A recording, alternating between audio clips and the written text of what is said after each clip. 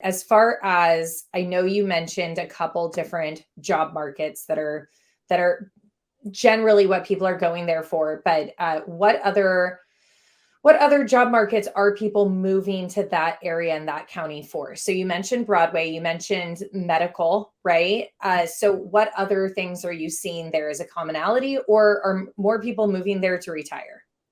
Nobody's moving here to retire. Okay, I don't think I've ever met a that's person good to know. that just left and in their older age came to New York. So that I've never seen. We're usually, we're usually the state that you have a rough life at and work like crazy, and then go somewhere quiet and just be happy that your taxes aren't high, your property taxes aren't high. But there's Westchester has a lot of job opportunities in and of itself. But again, everything is a draw from New York City. So it's one of the biggest fashion industries, some of the biggest arts in terms of dancing, painting, um, some of the biggest areas for Wall Street, which is tremendous and significant in the amount of economic opportunities there are, and medical with really good research centers. So if people are training to be musicians, painters, actors, Broadway dancers, Broadway actors, teachers, everything, you have really good opportunities here in New York City, and raise a great family, or just have a more suburban lifestyle here in Westchester County. I'm sure you deal with so many interesting people as clients Yeah, moving in there. With that list, yeah, it's probably pretty incredible. it is. It is. The difference in clients that I've had sometimes is pretty remarkable. Have you worked with anyone that is well known in Broadway or, any of Yeah, those realms? yeah. I worked with a guy who he was actually on, I think it was Dancing on the Star, America's Got Talent. He weren't won number one, and then started a Broadway show, and they had Oh, an that's annual so Broadway cool. show. He was the leader of the Broadway show for 8 months, and it got shut down. Um, and he's one of my clients that again is renting in Manhattan but can't really afford to live there much longer and wants to move here. And then I've had people that owned serious art galleries, and they would buy some of my listings, and they would travel from Italy and all different kinds of places. So I've had a really vast array of clients in so many ways. Like I was saying, the UN earlier, I had people that were Yeah. not Americans, and I was selling their house. And when they get assigned to another part of the world, I would be selling their house. And so it's pretty Crazy. amazing. Yeah, I need to talk to you more about those stories.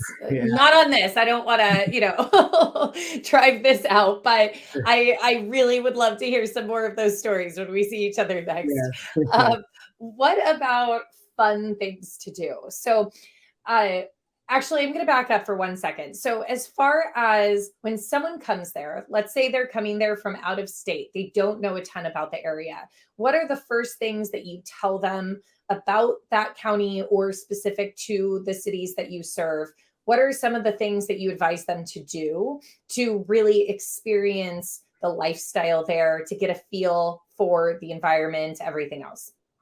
Well, the most important thing is to listen what that person really wants, because Yeah. there are so many different people.